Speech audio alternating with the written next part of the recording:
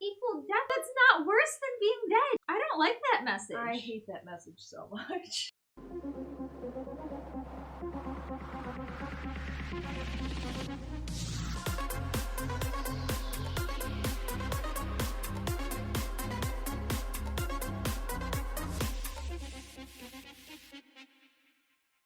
Hey guys, it's Legend Wings or Mackenzie, back with my friend Kaylee, and today we're here with another couple chapters of Modelland.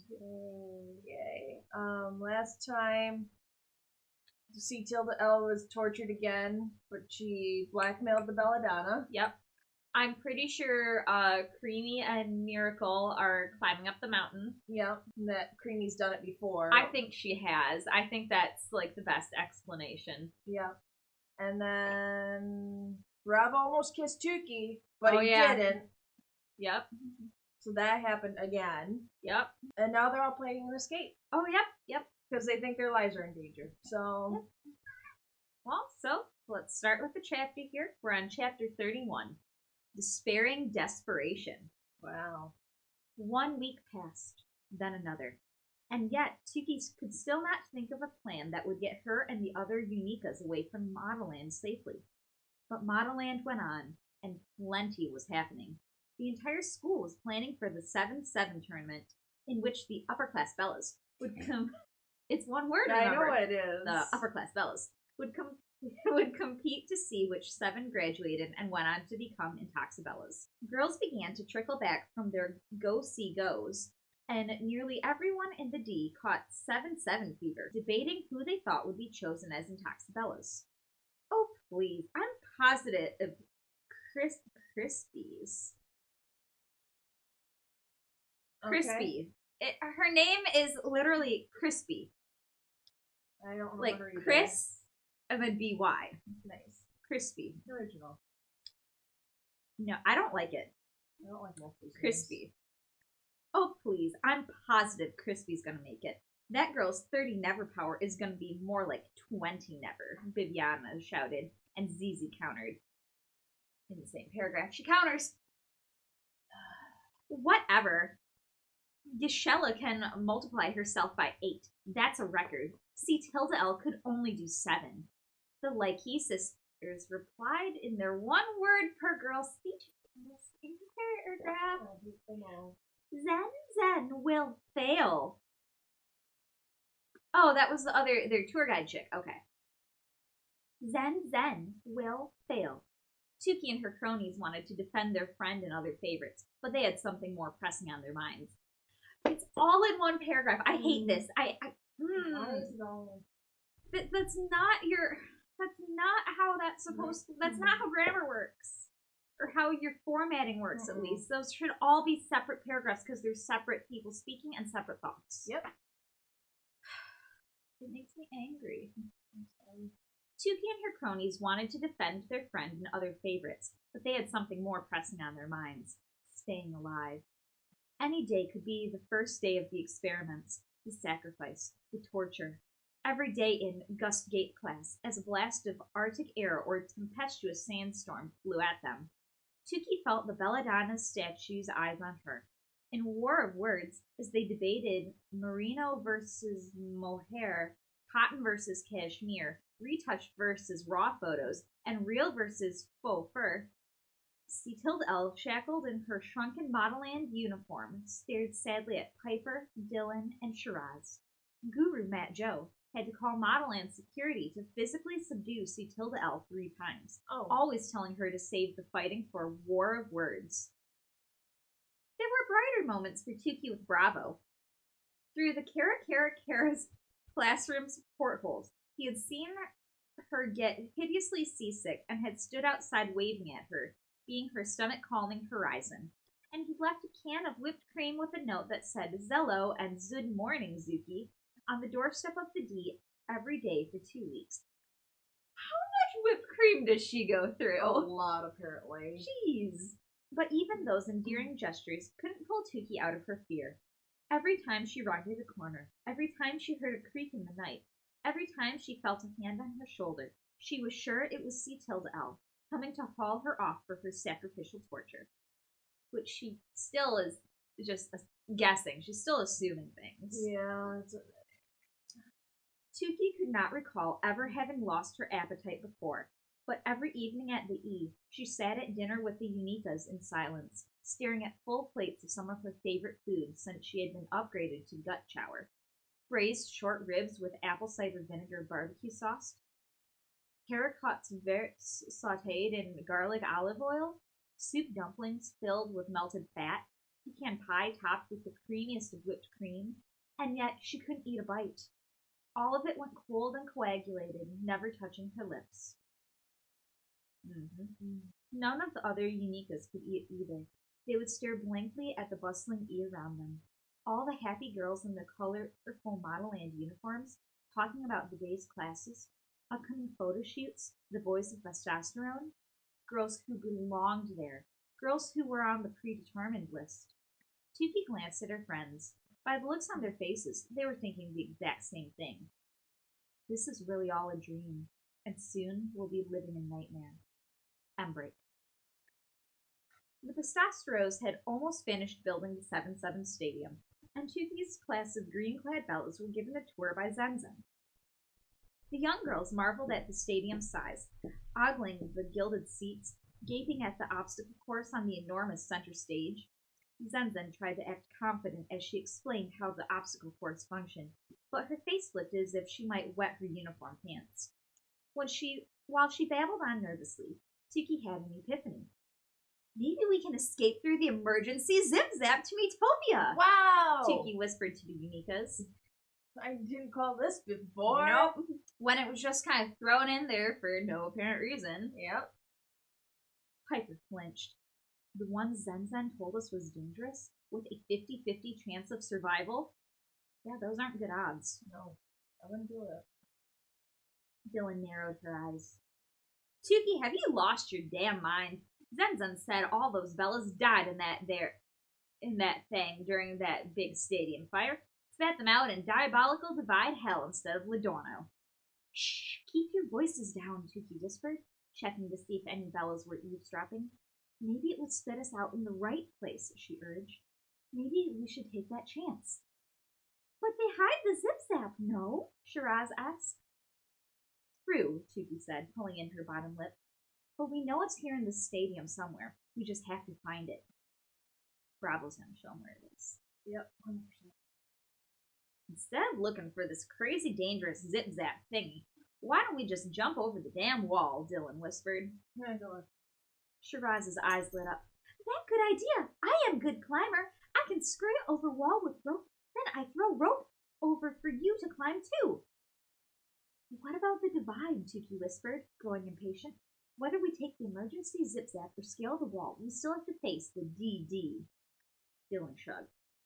I don't know about y'all. I'd rather know exactly where I'm going instead of some twisted zappy thing surprising me. Everyone exchanged long looks. The wall it is, Tookie said. Oh, I didn't think that's what they'd choose. Nope. Later that night, before bedtime, they scouted the surrounding Modelland walls to find an area that wasn't patrolled by Guru Gennaro and his guards. Finally, Piper identified the perfect hidden spot. No one will see us here, she whispered. She remembered the exact location. She wedged a strand of her white blonde hair between two cracked bricks. Let's just leave some evidence here. Yep. And because, that's easy to, return to and find. That won't break off, blow away, whatever. Yep. It's fine. It's fine. It's fine. Good plan, guys. Let's climb a wall. I wonder how all of them will do with climbing. I don't picture them all as the most athletic. He's gonna suck at it. So is Dylan. Later, Tookie lay in bed in the D, staring at the ceiling in her darkened room. According to the still somewhat confusing kaleido clock on the wall, good gravy, they've been there for months and they can't figure out this clock time thing. Yep. She'd been lying awake for 4.5 hours. Countless terrifying images flashed through her head, jagged and exotic murder weapons being thrust by a woman's hand, pieces of body parts flying through the air in slow motion. Cetilda coughing out a malicious laugh as blood squirted from her eyes. What? What? Not my dream. It's blood squirted from her eyes. Shiraz's, Dylan's, and Piper's rotting dead bodies, their glassy eyes staring up at Tookie. Screech! Tookie jolted up. Screech! Oh. Screech! It was Tookie jolted up. Screech! It was some horrible sort of alarm. Tookie covered her ears and winced. Shiraz bolted upright too. Ugh, so loud! Zarpessa woke next. Doors throughout the D crashed open. Searchlights blazed outside the window. Only Kamalini lay blissfully in her bed, headbanger on full blast. Tookie ran over to her and shook her awake, nearly jostling her out of bed. Girls emerged groggily from the rooms and staggered towards the black exit. The night air felt cool and crisp. Tookie immediately shivered, wishing she'd brought her robe. Vestastro security guards ran to and fro. A dark-haired person in a Modelland nightgown streaked past the face-shaped hedges, the cape of the nightgown flowing behind her in the wind. The largest hedge spouted arms out of its ears and attempted to grab the figures it ran past, but it was too late. The renegade had headed for the wall surrounding the school, its musical instruments, canvases,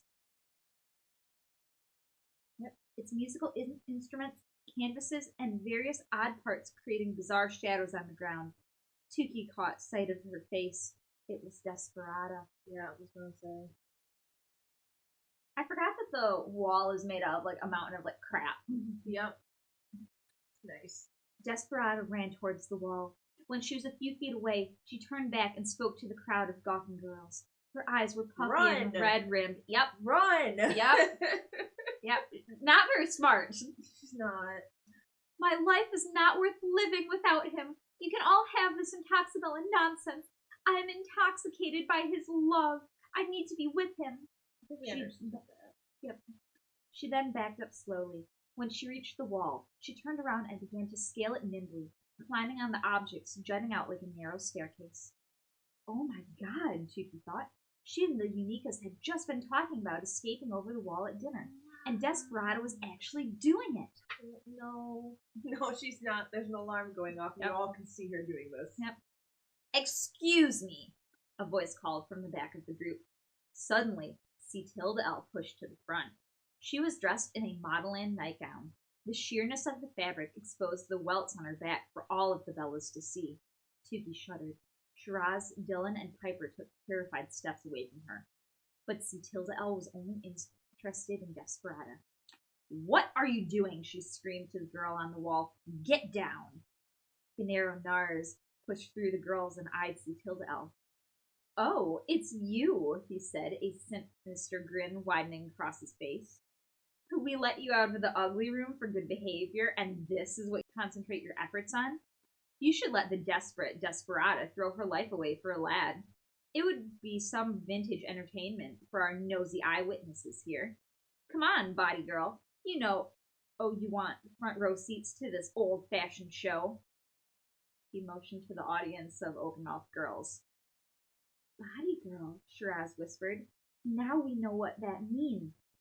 Dead body girl, Piper said, remembering the terrifying story Tookie had told them. Before Unika shuddered. Desperata climbed higher. L leapt up to try and grab her ankles, but missed.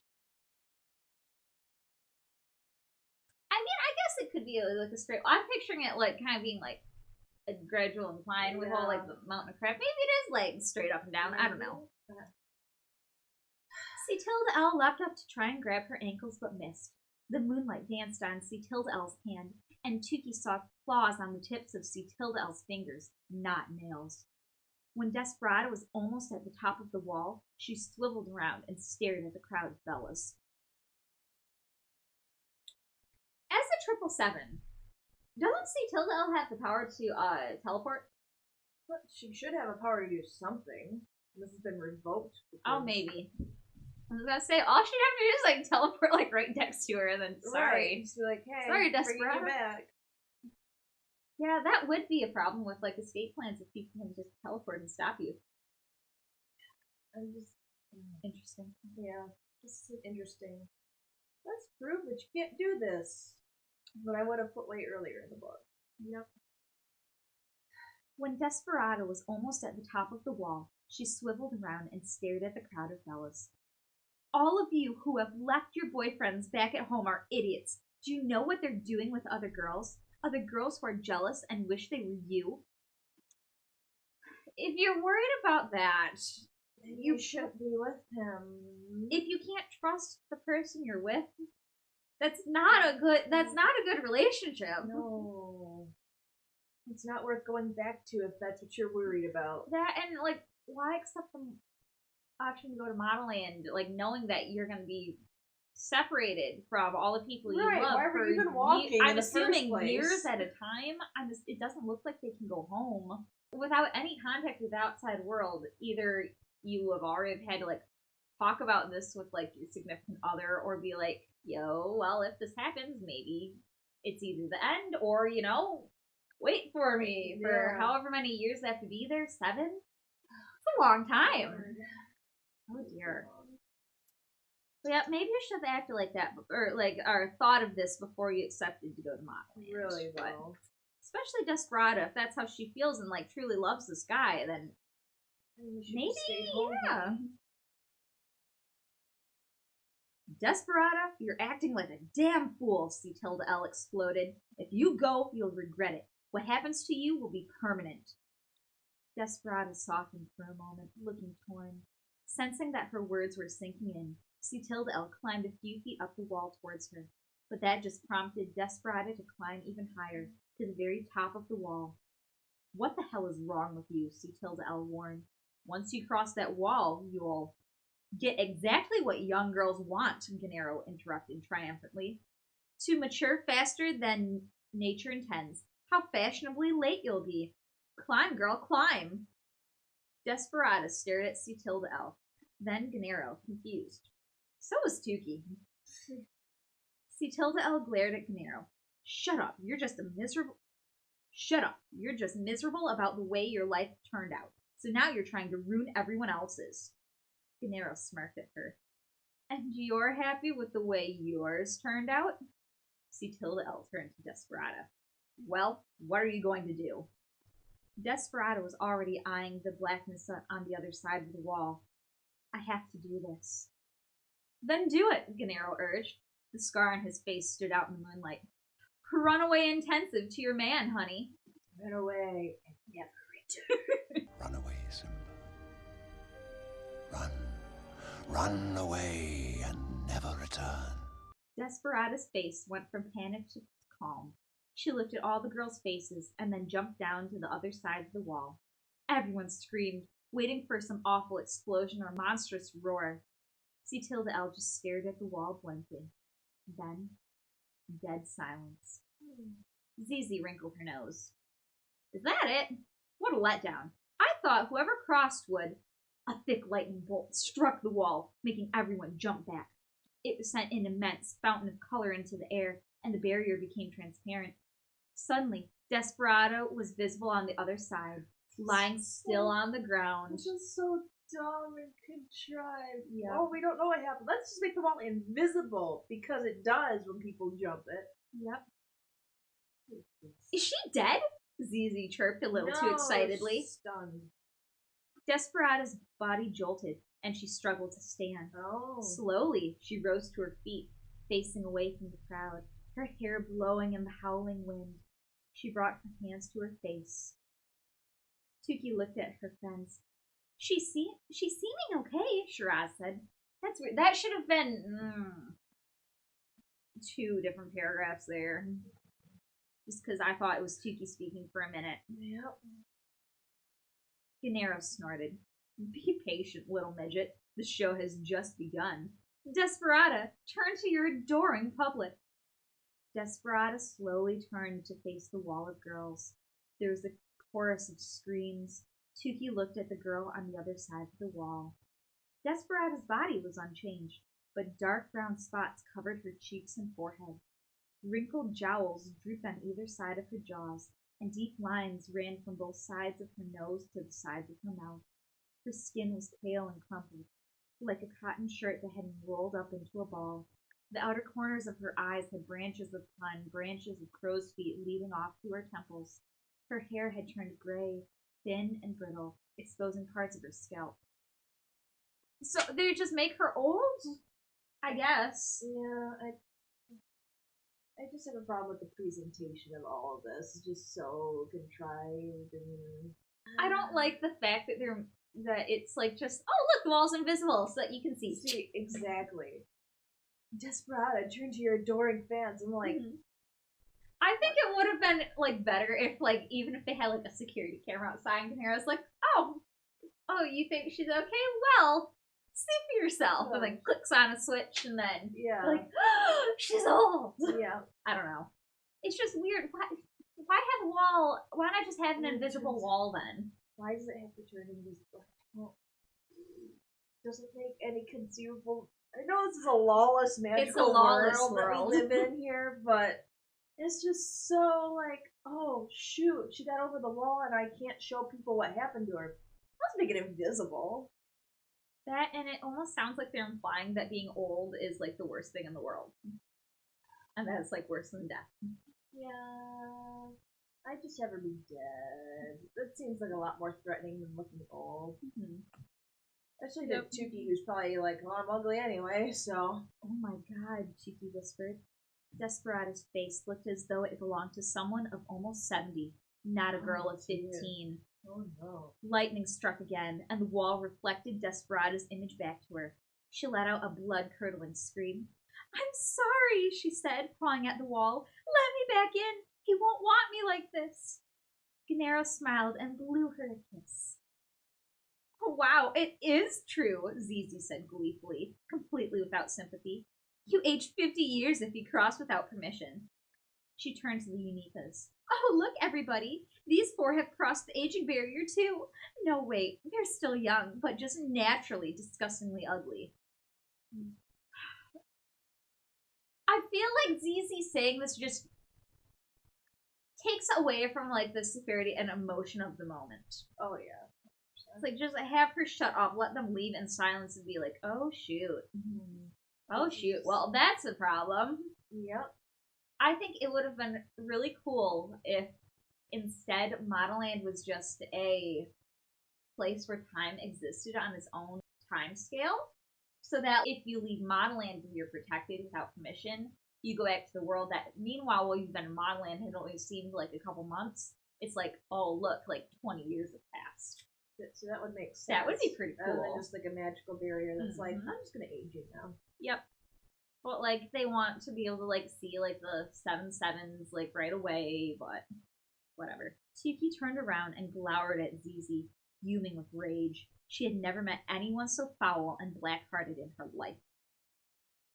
This would be an opportune time to cash in on our Kamalini headbanger bet, Paper whispered. Unfortunately, none of us won, so... I'm confused. What's their bet? Was that when they were trying to see if Kamalini knows the crazy I things think that are going so. on? But what's that got to do with this? I don't know. I have no clue. Because that's what Tookie walked in on right before she talked about C tilde L. They're trying to cash in on if she didn't know what just happened, but they woke her up and drug her there, so... Right, let's see. I'm trying, because it's where she walks in. There's Bravo. We don't want him. Let's see. Their bet was that we made a bet to see how long it takes for her to see them, like to notice them. Yeah. What the hell? That has nothing to do with this. No, it doesn't. I'll do it, Tookie said furiously. Instinctively, Tookie turned and accidentally tripped, shoving Zizi hard. Zizi stumbled back and fell to the ground, but sprang back up almost as quickly as a blow-up punching bag. When she saw that Tookie was the culprit, her lips spread into a smile. Oh, I see, you big-headed, unfortunate-looking punk, Zizi said so calmly it rocked Tookie to her core. So now you're ready, huh? Let's go at it then. Zizi raised her fist. Tookie tried to summon every ounce of courage that hopefully lived somewhere deep inside her scrawny body. I'm ready for you, Tsar Oppressa. Tookie raised her fists as well, but they shook ever so slightly. Dylan moved and stood between them. Guys, don't. Not now. Aw, how cute, Zizi said nastily. Miss Parade Balloon comes to Miss Watermelon Head's defense. Then, shrugging, she stalked off to stand next to Chase. Oh, it's really on now, Big Head, she yelled at Tookie over her shoulder. A gondola-type roller coaster car appeared on Desperada's side of the wall. What?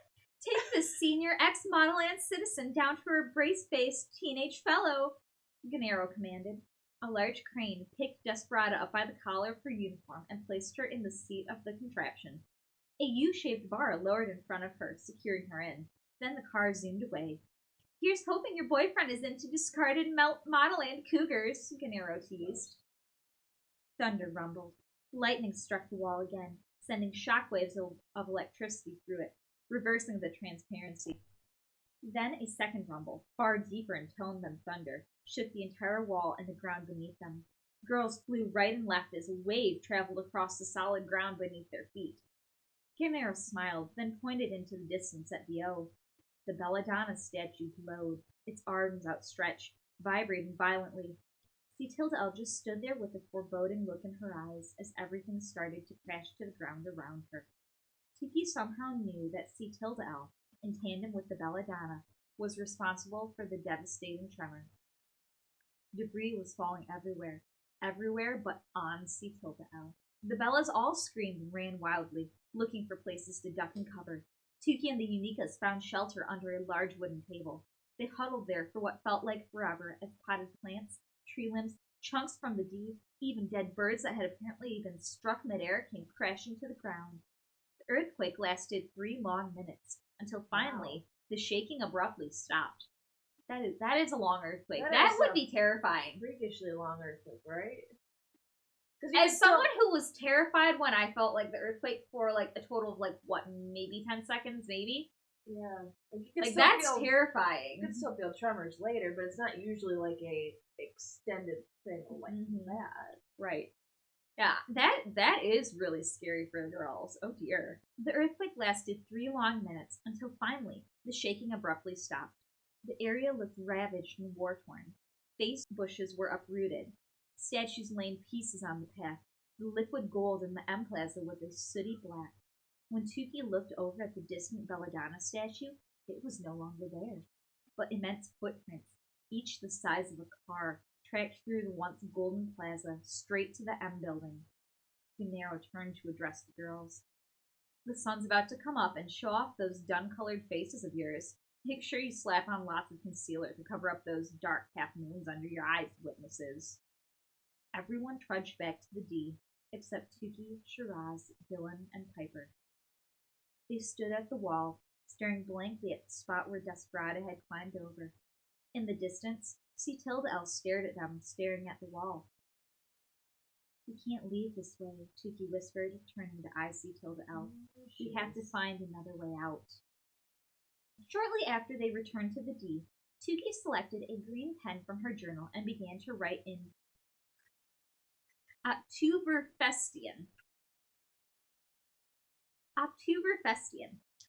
Okay, Tooberfestian. Oktoberfestian. Whatever. Cetilda, I really don't understand you. 1 minute you're beating yourself, the next you're rocking and chanting. Then you turn into a blackmailing devil with the Belladonna. And just now, you faked concern for Desperada. I wondered if you are mentally disturbed, but now you've truly confirmed just how sick you really are. I was once told by a supportive 777 Intoxibella, who seems to have just up and disappeared, that people who hurt others are hurting even more themselves. You must have been talking about yourself. Is that what the sacrifices are about? Are you a broken, barren soul, feeding on suffering to maintain your flawless existence? Your maverick ways, your renegade fight, it's a booby trap, a gimmick, an illusion, so you can strike your victims while they're distracted by your unpoetic gibberish. I've already been the victim of evil here at Modelland. You know that. In fact, I live with it. Literally. And she's bathed in a glowing lumiere as I write you. But that evil, as hurtful as it is, I kind of understand. That evil is living a lie and grabbing onto the handlebars of dear life to maintain her fantasy for an existence. Well, yours just seems selfish. Pure evil, for evil's sake. I thought you were an inspiration, Tilda L. Most of the world thinks so. So you've broken my heart in more ways than one.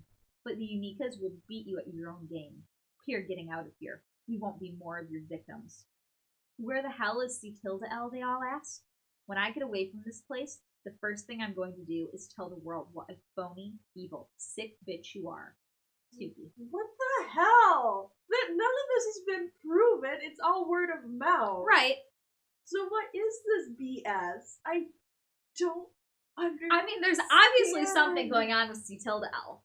And she might be killing people, but we don't know if there's actually a sacrifice or if this, like, experiment is, like, just, hey, we're gonna try and see how these girls do. Exactly. Or we're gonna torture them in a lab kind of a deal. It's such a heavy-handed red herring.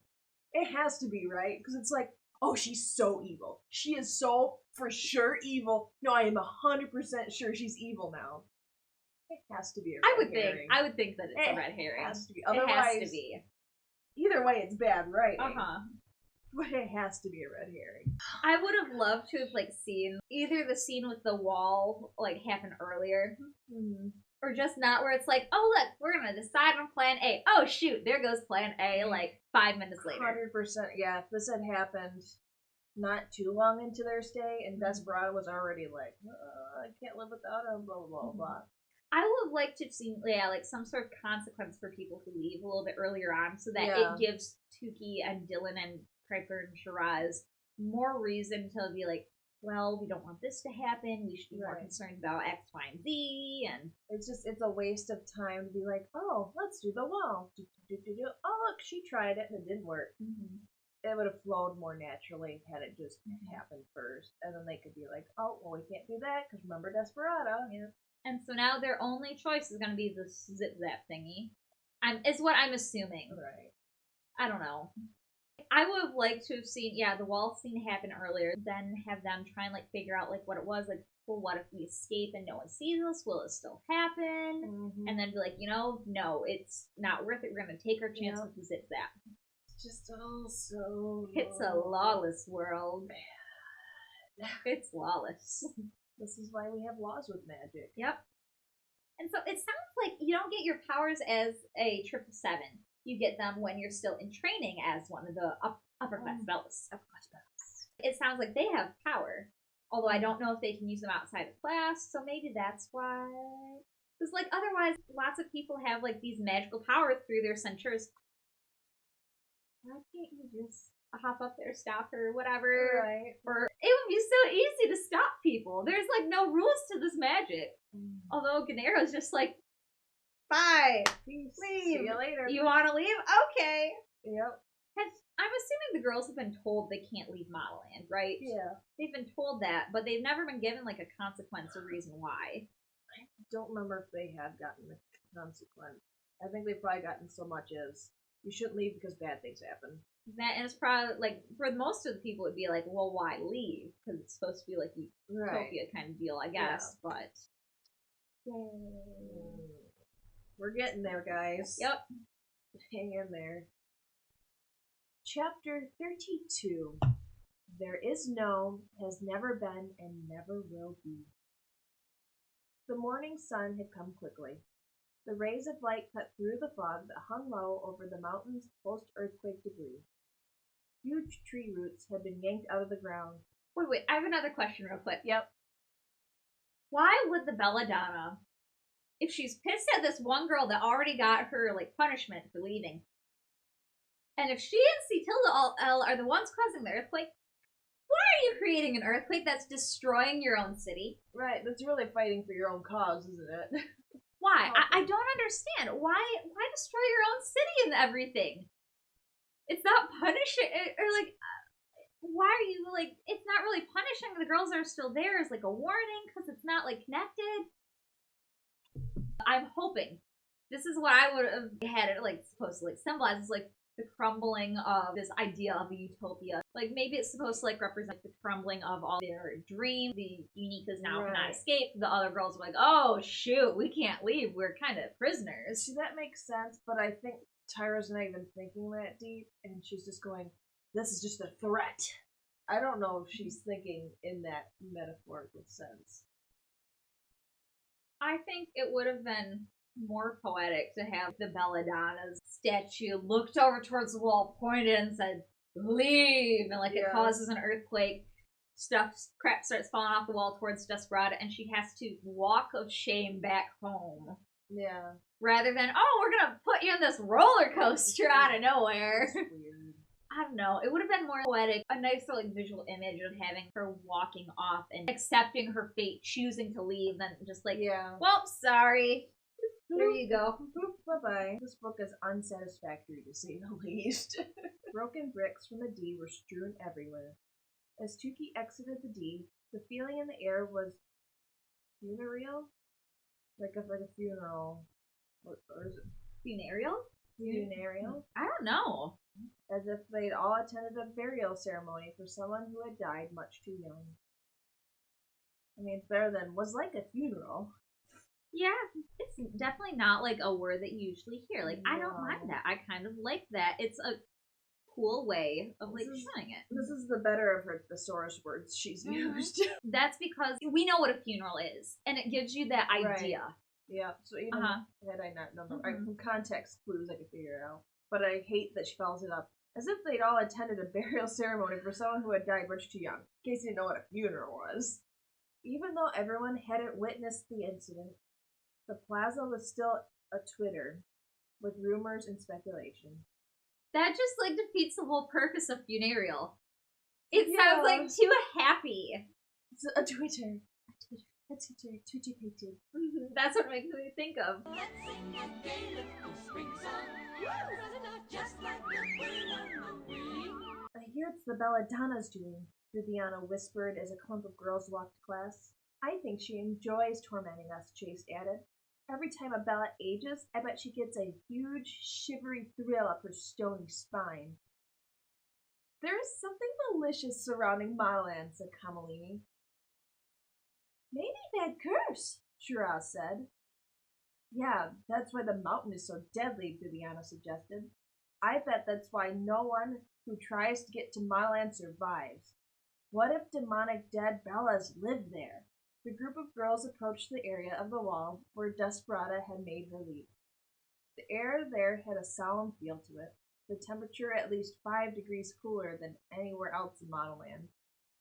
Already, girls had placed bouquets of flowers and trinkets at the base of the wall to honor Desperata's memories. She's not dead. At least not that they know. Maybe the roller coaster killed her. The handmade sign read, Desperata, forever young to us. Piper lit a candle. Okay, so they're equating old age with death. With death. Which I think is a very, like, snooty thing to do. It's so terrible. It's equating... You're still alive. Maybe you're old, but... It's saying... You're not dead. You're not being tortured or anything either. It's saying if you're old, you can't be beautiful, and therefore you might as well be dead. Yeah, that's exactly what it's saying. It's horrible. That is horrible. That's terrible. Because, like, old age is not something, like, we can all avoid. Like, yes, like, it's the idea of beauty is, like, attributed to, like, young people, obviously, but old age does not necessarily, like, equal death. Just being old, that's not worse than being dead. No. I don't like that message. I hate that message so much. Does anyone want to be old when they're, like, 15 years old? No. But come on, guys. Come on, Tyra. As they stood before the wall, Tookie noticed something. She brought her hand to her mouth. Look! The wall had reconfigured itself to create a collage of Desperata before jumping and after. The image of her before she crossed the divide was made of smooth, lineless, polished stone. The image of her after she crossed was constructed with weathered and cracked wood. It's like a warning to the rest of us, Shiraz said morosely. Sickening. Piper turned away from the distressing art. I wonder how long it will be on the wall. Dylan looked up and down the barrier. I wonder how many others have jumped in if the change hurts. How are we going to get out of here now? Tookie whispered to herself. Suddenly, 4 tones sounded. and the outline of Guru Ganero's face appeared as a hologram. "This is a recorded announcement from Modelland Security," Ganero's face said. "Attention all new Bellas. Report to the M building immediately. Enter through the north zip-zap." Tookie and her friends froze and exchanged worried glances. The M building, where she'd heard they were all going to be experimented on and sacrificed. Why of all places are we being summoned there? Whatever it was, Tookie knew it wouldn't be good. They're summoning everyone. M break. No, we didn't use an M break last time when we went to go to her notebook writing. No, there it was passage. just this weird empty space without any, like, break, without any new chapter. Yeah, I'm like, oh, it's going to be a new chapter next page. No. Continue. It would make more sense if, like, every other chapter, every few chapters, she writes letters, but they're sporadic. I would have loved to have seen the letters spaced throughout the book so that it shows us Tookie's, like, inner thoughts, and we could have seen a progression of Tookie's character through those. I would have loved that. But instead, they're just kind of like sporadic child. She loves me more. No! The letters are way too random, and Tookie's personality just did a 180. Like it usually does when Tyra needs it to. Like, we started, in, like, a couple letters back, we started to see this shift. But it would have been nicer to see that progression a little bit more smoothly. Which I think you would have been a really cool way to use the letters. Yeah. But no, we're just going to do a couple of letters and make the jump as quick as we can. Yep. 2 columns of expressionless mannequins guided the Bellas through the M building's doors and past a guard station heavily manned by Modelland security. Tookie looked at the hulking brutes standing guard and wondered how she had managed to sneak past them the day before. I wonder how. Yeah. I like how Tyra's like, yeah, see this plot point? I kind of like jumped over like this issue here. Don't mind that. I don't know how that happened. This is like the bad way to like to point attention to that fact when you're like, I don't know how she did it. Meanwhile, you have like shows like The Emperor's New Groove where it's supposed to be funny and they don't know like how they can't explain stuff, so they poke fun at it. They're like, wait, how did you get here before us? How did we, Kron? It can't be. How did you get back here before us? How did we, Kronk? Well, you got me. By all accounts, it doesn't make sense.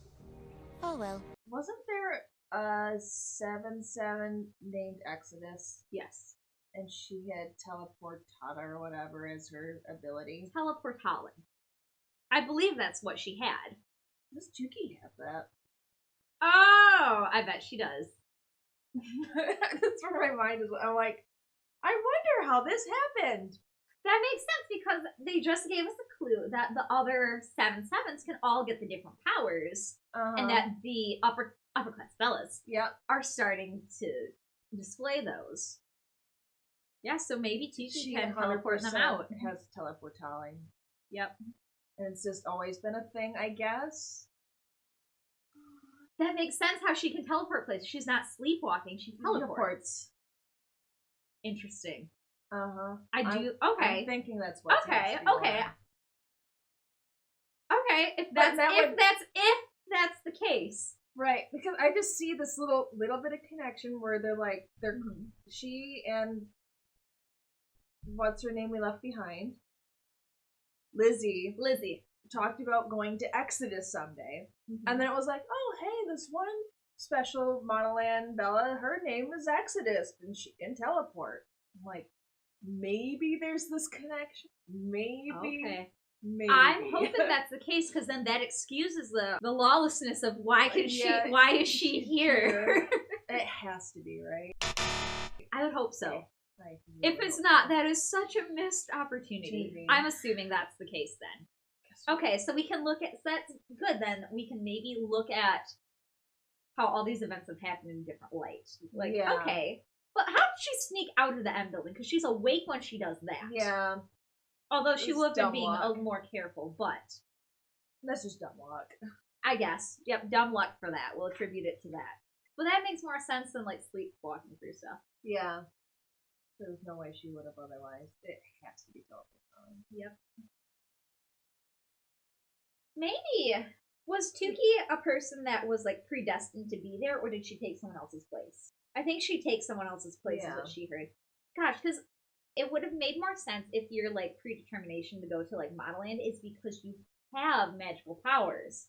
And they're just not telling anyone that because they don't want people to know, or don't want people that, like, maybe rejected the Modelland offer to, like, try and use those. Because then that could have made sense for, like Tookie said, like, yeah, I must sleepwalk. I end up places where I shouldn't be. If that was, like, from innate source of magic, then okay, I can accept that. And they'll be like, well, shucks, I'm sorry. I guess you still get into Modelland, even though you're maybe not, like, our, like, the prettiest person, but we've got to take you. That would have made more sense, but that doesn't work because she's not, because she took someone else's place. She's not supposed to be there. Right. The whole ordeal, as in regards to when she snuck past the guards, was just a blur now. Gennaro met the anxious girls in an annex and led them down the glass hallways of the M building. Mirrored doors opened into a cramped rectangular meeting room. The walls were made of alternating slats of mirrors and patterned glass. At the front and back of the room were items Tookie remembered from her last visit.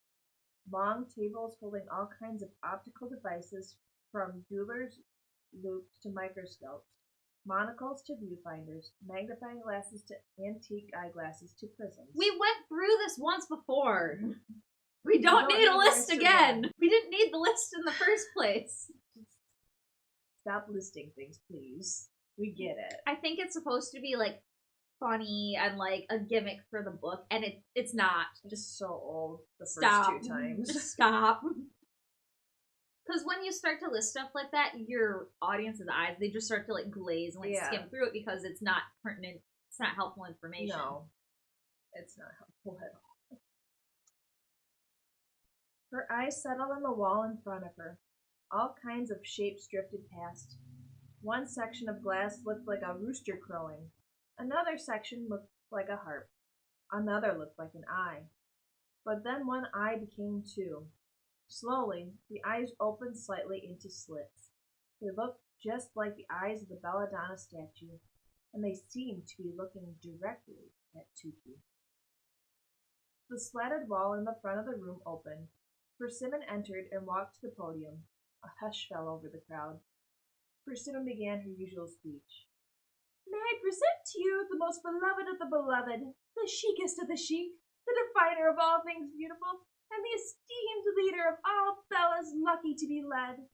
There was a loud sigh. Tookie glanced over and saw Guru Gennaro standing in the corner, his arms crossed over his chest. As Persimmon said the words, he moved his lips silently, mocking Persimmon, or perhaps the Belladonna. Tookie wasn't sure. I kind of really like him. Yeah. He's such an asshole, but that's, I think, why we like him. I present to you the Belladonna of Modelland, Persimmon finished. The eyes in the wall protruded until they were 3-dimensional. They blinked once, then twice, but instead of being full of rage, these Belladonna eyes were downturned and filled with tears. Then the eyes grew lips. What? I'm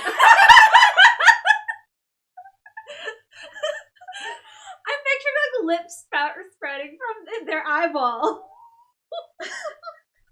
Then the eyes grew lips for top and bottom eyelids. No! I thought it was wrong! No! Exactly what just happened. No!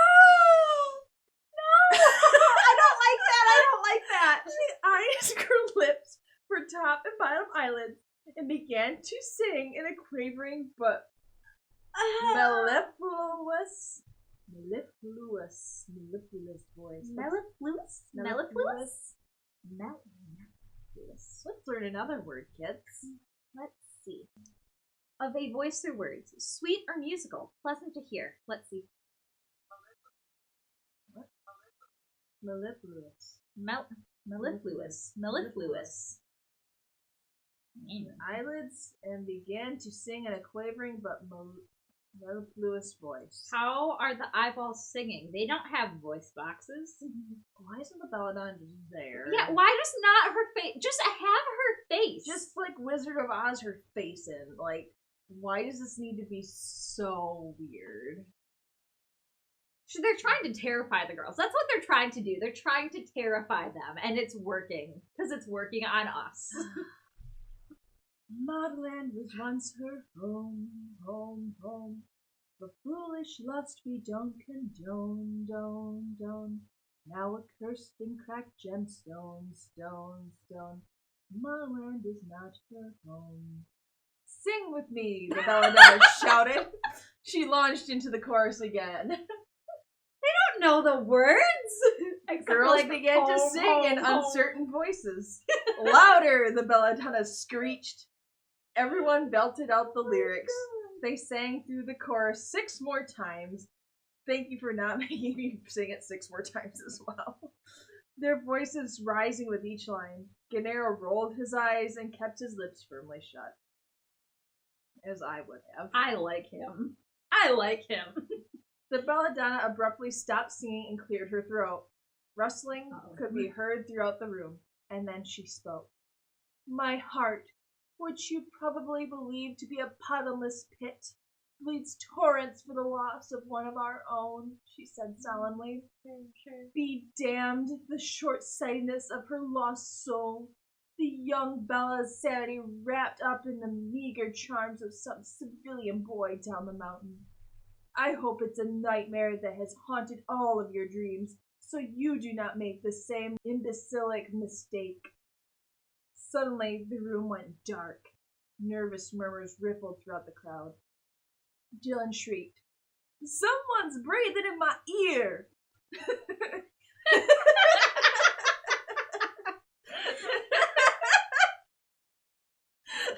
That was just a great delivery on my part. Tookie felt Dylan collapse on her shoulder.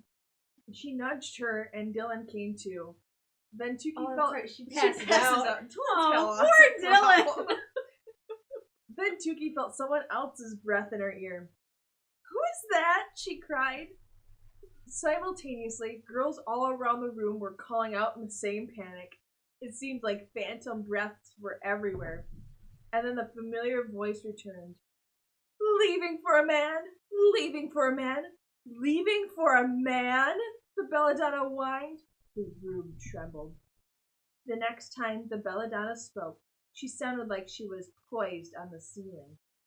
Desperation, her voice continued, clouds your minds, robs you of clear thoughts, makes you think that a man is the answer. He is not.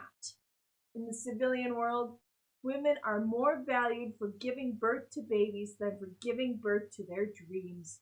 Not here, not now, not ever. In the civilian world, it is acceptable for a woman to settle, to subvert, to dilute and diminish her dreams if it's to help or to be with a man. That's somehow noble. Not here, not now, not ever. But Madame Belladonna, even in the darkness, the voice was instantly recognizable. Zizi's voice. What is she going to say? I don't think it's wrong to live for a man. Their intelligence is far greater than ours, and it is our duty to submit and love. And is she supposed to be a conservative? Is this like? I don't think so, because I would hope not. But is this like Tyra's viewpoint? Maybe, I don't know. What I don't understand is I can't see Zizi as having these beliefs. From what we knew of her character, I can't imagine with how full of herself she is and how I'm better than thou kind of an attitude she has to everyone. Like, I can't imagine her being the kind of person that would be like this. Like, it just seemed like to come out of left field when she says that about women can't be doctors kind of deal and like about this. I think this is just Tyra's like, well, we already hate Zizi. Let's hate her more. Because there's no other reason. Why just not leave it at, like, what the Belladonna's saying? Like, I get this is supposed to make us angry. I understand that, and it does. Mm-hmm. But it's just, like, slap you in the face kind of a So I don't know. So like, dumb. I get, like, because there are people that think like that. And I Right. think they're stupid. But, Sorry. yeah, so the point's to make us angry, and it does. So, mission Why accomplished. is it from ZZ, not from, like, why isn't Chase saying something like this? Like, oh, it's our duty to please, because that would be something she would do, because she's such a sexualized object. Unless, like, hers is like, I'm taking my sexuality into my own hands. Yes. Like, screw whatever Me anyone too. says. I don't. Because I picture both of them to be a little bit more forward-thinking than that. Yeah. At least more than this. Mm-hmm. I think it's just so that we hate ZZ even more. Yep. Has to be. Also, why does ZZ think that she can speak back to Belladonna? I mean, she speaks back to everyone, and it hasn't really bitten her in the butt yet, so... No, I hope it does now. Yep. Their, Kill her. their Kill her. intelligence is far greater than ours, and it is our duty to submit and love and... How dare you speak when I am speaking? And such nonsense on top of that, the Belladonna roared. Where on earth did you manage to come up with that rubbish? So you would derail your life to be with a man. You would risk your face, your Modelland Intoxibella future, for the nonsense you call love? Ouch. Also, ZZ hasn't said anything about Theophilus. No. Huh. She hasn't even, like, seemed to, like, be like, well, I'm sad that he's gone. I really liked him. Yeah, no. She's not, like, she's not abandoning her dreams to, like, be with a guy. No. Unless she doesn't really care for Theophilus and, like, That's doesn't just care, possible. But, like, it would have made more sense if this was coming from, like, either Desperata or I don't know, just someone random else. girl. Because ZZ's not throwing away her dreams. She's not doing that. No. And I can't see holier than thou ZZ, like, I'm better than all of you and prettier. I can't imagine her, like, ever questioning leaving Modelland or anything. No. I don't understand. This should have come from a different character. I don't know. It's just, like, so heavy-handed. Everything Tyra does is so heavy-handed. Like, you won't get it unless I hand it to you. Like, Just hit take you in it. the head with a hammer, I'm just kind gonna of. beat you with this baseball bat of plot. They hit us and they hit us hard. I'm gonna hit you with this bus of plot because otherwise everything will just fly past you and you won't get it. You won't understand what I'm trying to tell you, girls. You just won't understand. You're so valued. They also just told everyone that being old and not beautiful is worse than being dead, so that beauty's everything. That's Yeah. also not a good lesson. Nope. It's like undoing everything that they've tried to go with about, like, with Tookie's got a different sort of beauty. It's, like, unique, but it doesn't mean that she's ugly. Look at Bravo. He thinks she's beautiful. It just undermines that whole It thing. undermines the whole thing. The room fell silent for a moment, then, startlingly small, halting breaths rang through the darkness. Was the most beloved of the beloved crying? Love, the Belladonna repeated, is an excuse to be stupid. When we come to Modelland, we say goodbye to love. Oh. We commit to succeeding at any cost. We relinquish our ties to our families, our friends. We sacrifice our souls to be one of the 7-7. There is no, has never been, and never will be room for love at Modelland. Ever. So if you're relinquishing all the ties to your family and whatnot, and all your friends, loved ones, whatever, would make so much more sense if Modelland's time moves differently than normal time. You won't have to have the stupid pilgrim flag, unfortunately, but it would make more sense of why you step outside Modelland and years have passed. Yep. And then you wouldn't have, like, I feel like having, like, 7, like, new, like, superstar, new models every year kind of, like, cheapens all the other ones. Yeah. It's like, what if time passes differently? You'd be way more excited. If you haven't seen a 7-7 in a long time, or, like, oh, look, the new Intoxibellas are finally here. Instead of, like, 7 new ones every year. Okay, cool. Is it really a mandate that we give those things up, Tookie thought? It seems so cold, heartless. What kind of place is this? It's like a warped view of feminism. It's not that you... Because it shouldn't be that, like, oh, well, you give up love. It's like, No, but you find, like, a way to balance, like, your own happiness and success and still find someone that supports you with that. Yeah. That, and, you know, if some people want to quit their career and, like, go be a parent and, like, be a stay-at-home mom, then that's all right. That's all right. If someone's telling you to do that, not so good. Not so good. There are people that I know that quit their careers because they wanted to end up being, like, a stay-at-home mom. And, you know, that might change once their kids are older and, like, start going back to school. Then whatever. I don't look down on them or any reason for that, and neither should this book. ZZ has a very warped view. So does the Belladonna. Both of them. I mean, they're supposed to. Neither of them are supposed to be like that's reliable. true. Neither are supposed to be reliable. Neither are supposed to be right, and I think that's what Tuki's about to get into. But I interrupted. But what about my family? A girl's voice rang out. What about my best friend Gingy? Another voice. Just like a Gingy from Shrek.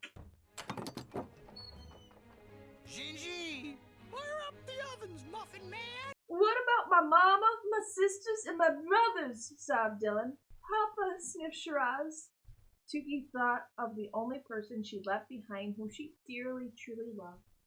Lizzie, she whispered. And then Tookie heard the sound of loud sobs from someone she didn't believe had the capacity to shed tears. Piper. ZZ. Oh! The Belladonna's banishment of love had shaken even her. Tookie reached out in the darkness and felt for her friend's hands. Tookie, Shiraz hissed next to her. I able to see. What? Tookie asked, startled. It was so black in here, Tookie couldn't see her hand in front of her face. Because of low light and candelabra, I had almost seen the Belladonna. Suddenly, Shiraz cried out loud. There was a loud thump. You will not see what you are not supposed to see, little runner girl. The Belladonna's voice resonated. Her voice was so close and loud, Tookie clapped her hands over her ears. The Belladonna was right next to them. Keep your eyes shut tight from now on, you hear me? Oh, okay. Shiraz whimpered. Then the Belladonna leaned in closer to Shiraz. She so close that Tookie could hear her inhaling and exhaling. Her breath smelled sour, a little like Mr. De La Crème's after he drank his weight in tater mash. You think you can run away, elfin girl? The Belladonna whispered in Shiraz's ear. With those stunted legs of yours? Shiraz sucked in her breath. Tookie could feel the Belladonna moving to Dylan next. You're full of attitude, fleshy one, but not even your sass can save you. Dylan gasped. A mind like yours is a terrible thing to waste, the Belladonna said into Piper's ear next. I'll make sure she sautés it and eats every last drop. All the Unikas made tiny whimpers. See, Tilda L is coming for them any minute, Tookie thought. This is the Belladonna's warning. Finally, the Belladonna sidled over to Tookie. She planted her feet right in front of Tookie, and even though it was pitch dark, Tookie could feel the Belladonna's eyes on her, glaring, boring into her, hating her. Tookie cowered, punching her shoulders to make herself smaller. She was sure the Belladonna could hear her heart rocketing in her chest. Without a sound, the Belladonna vanished. But her words filled Tookie's body, weighing her down. Tookie held on to her friends tightly. They had to get out of this place. Now. Well, so maybe they are actually going to kill the Unikas. I don't think they are, though. I just think that that's what the Belladonna thinks is going to happen, and that's not actually what's going down. So then, has the Belladonna overheard their plans to escape? Yeah, I'm getting that vibe. Like, I know what you guys are up to, don't even try. Chapter 33, The Mutant Music Monster. I love alliteration. Alliteration is so great. Back on the mountain. No! I get it. I don't like reading these people. I like these ones. Do you want it? Yeah, I like these ones. Okay, you can have them. I'm here for the idea that Creamy has done this before. I'm here for this idea that she's like this like rebel, like mountain climber, I can do it kind of person. Back on the mountain, the pilgrims had crossed into the second level of the barrier. The trek had begun to take a toll on their bodies in more ways than just the many injuries from the mountain's terrors. Dark circles surrounded their eyes. Clumps of dirt clung to their hair, and their ashy skin was covered in bug bite welts the size of silver dollars. They'd all lost quite a bit of weight, their clothes now hanging off their bodies, the bones of their spines jutting out from under their shirts. They walked stiffly, their muscles having broken down long ago. Occasionally, one of them stumbled and fell. It was taking longer and longer for them to stand up again. Creamy made an announcement to the crowd. Yes, she's the leader! I think she is. Oh my gosh. After the many near tragedies at the hands of our drowsy, irresponsible leader, I am now assuming control of this group. Kamada's head shot up from his crouching position. Irresponsible? Lady, you do not know the divide like I do, and who is ready for a change? Creamy shouted, cutting him off. The entire group tentatively raised their hands. Mr. Kamada, you're outnumbered, so you either march along with us or turn back to Utopia. Your choice, Creamy declared. Kamada looked at the ground and sheepishly whispered, I'll stay. I want to see it finally. You've never even laid eyes on Modelland from the divide? Not even from a distance? Jessamine asked, scowling. No, this would be a first. I knew you were a friggling phony loser the moment I met your pathetic wannabe ridge-raiding ass, Jessamine spat. Jeez. Okay then, packs on and let's go, Creamy ordered the group in an authoritative voice, swinging her pack onto her back. Bellissima sat strapped to the top of Creamy's backpack for the best view of the divide. Lynn glanced over her shoulder. Quick, let's hurry up before you-know-who comes back. But it was... Voldemort. Not quite, but it's the lizard man. Oh. But it was too late. Punchy's arms suddenly split open the bush. He stepped through, wiping his mouth of what appeared to be blood. Lynn shuddered. The group continued their climb up the steep slope that would lead them to Modelland. Zone 2 was nothing like Zone 1. The air smelled of rotten eggs, and as they walked across the charred landscape, they came upon evidence of past pilgrims. An old white sneaker bitten in half. What looked like human bones, some eaten away by time, others relatively fresh. A leather jacket that seemed full. No one dared to check if there was a body inside. What the friggling hell happened here? Jessamine yelled. They're dead, Miracle replied innocently. Oblivious to the danger around her, she was still prancing as she walked. They can't hear you. I know that, you dumb, whirling, dervish dancing fool. Jessamine's eyes blazed.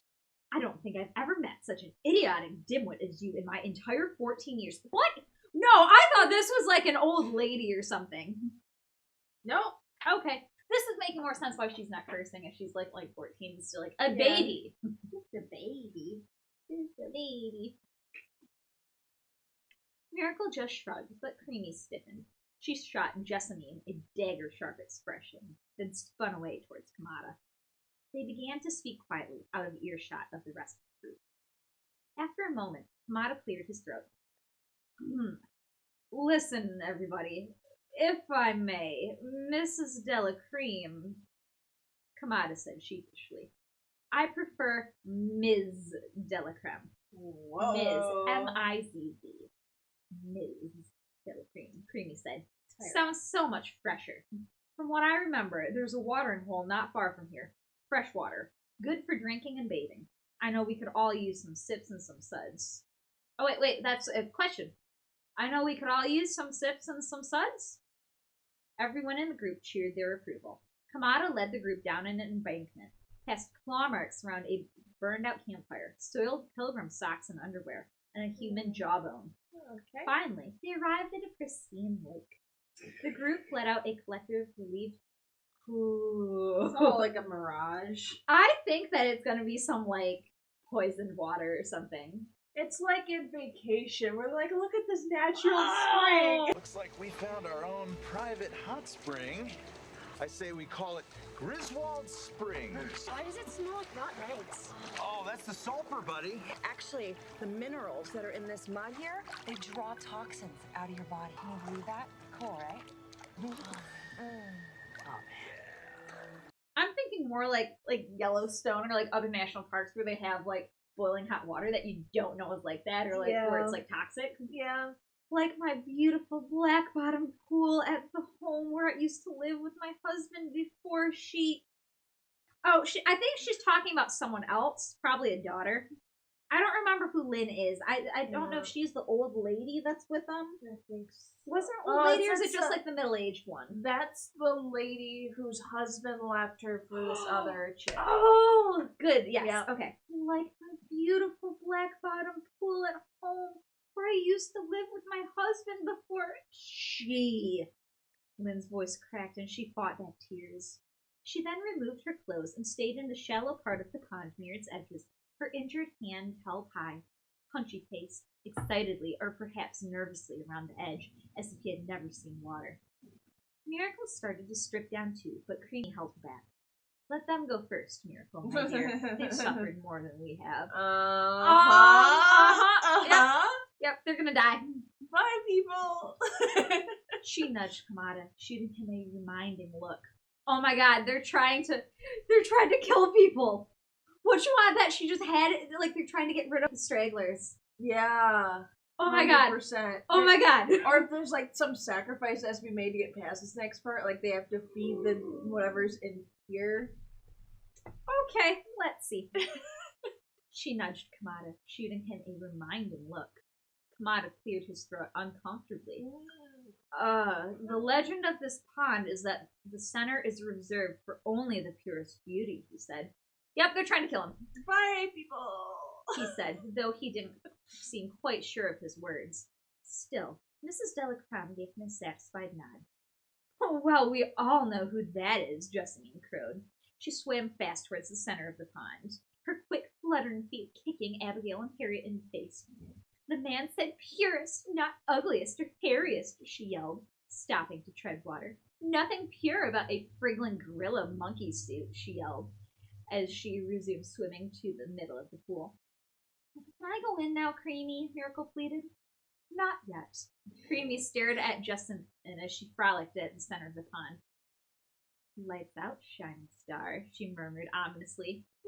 As if on cue, the pond began to bubble. Jessamine whooped. It's a hot tub, too! Good Lord. A wave of bubbles swept across the pond. Things began to rise to the surface. Skulls. Thousands of them. Okay. They bobbed on the water, forming a perfect circle around Jessamine. Oh, cool. Abigail and Harriet scampered to shore. Hunchy climbed a dead tree, but Jessamine was trapped in the middle of the pond, surrounded by the skulls. Mina grabbed a tree branch and extended it towards her daughter. Come with me, Jessamine. Oh, no. Come! Oh, no. That's so awful. Oh, my God. Then something rose from the water, taking Jessamine's mother's breath away. A muck-covered creature as tall as a giraffe. Its body was made of dozens and dozens of human arms, and its head was a mash of ancient musical instruments. What? Contorted into an evil, hungry-looking array of sharpened, sideways-turned cymbals for teeth, hollow eyes made of tuba bells, and a streaming nose made of organ pipes. I'm no longer terrified by this monster. No, it's like, it's got limbs on its body and a musical instrument for it. Pond monster! Jessamine screamed. She tried to paddle away, but the monster scooped her up and took a large bite out of her torso, carefully avoiding her arms. No, Jessamine's mother wailed. She tried to fight the monster off from the shore with the stick, but it was like fighting a dragon with a toothpick. Useless. How big is this pond? I'm imagining I thought it was like big, but like if they're close enough to like send a tree branch and be like, go away, monster. So it is for sure just a pond, but like I was getting a little bit more lake-like impression. Yeah. Okay. I mean, they did say pond, so it's probably small. Okay. The monster tossed Jessamine's head and thrashing legs into its cymbal-toothed mouth. Then it set its sights on her mother. Punchy howled wildly at the sky. Mina spun around and ran, but the pull of the water was too great. The pond monster caught her after only 2 steps. With its empty hand, it grabbed her. It ate everything but her arms, just as it had done with her daughter. The monster carefully placed mother's and daughter's arms on its head, and they suddenly came to life, skillfully playing a haunting melody on the monster's various instruments.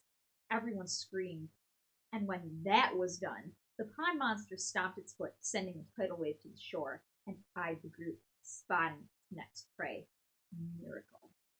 In seconds, the creature was out of the water and zipping towards Miracle, who cowered behind Creamy. If Creamy was frightened of the music beast, she did not let on. She stared viciously at the creature, then spat out a 5-word warning. Touch Miracle, and you die. The monster blinked, and after a moment, it took 3 large steps backward. Then it walked dejectedly into the pond and disappeared into the drink. Everyone stared at Creamy, astonished.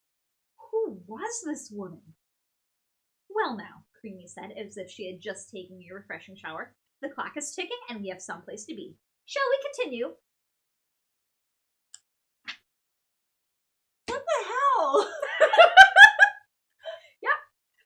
I guess that gosh, Creamy. She's an awful person. She's the worst. Like, I get, like, being angry that Justin had insulted her daughter, but she just straight up murdered her! And, like, even worse, got Kamada to do it! He knew about this. Yeah. He's just like, alright, I guess. Don't hurt me, please, lady.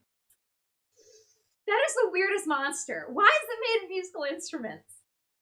I mean, like, the idea of, like, stealing arms to, like, play the musical instrument? Yeah, that's creepy. It would have made more That's sense if creepy. the musical instruments played any other part in that chapter. Like, we could hear soft tunes calling Yes! them to the water, and That would have made a lot more sense. but no. Like a haunting melody that they set. Yeah. Or, like, in the distance, they could hear unexplained orchestra music. Yeah. Something. Oh, that would have made more sense. But no, it's just like, instruments for a head, because arms. Creamy's an awful person, but I'm here for her being the leader of the group. I think it's great. I'm trying to think of who she reminds me of. Not entirely like the old lady that takes over the group of Madagascar when they all get stranded. There's somebody else I'm thinking of. No, she's too mean to be like that. I'm now picturing her as, like, Lady Tremaine.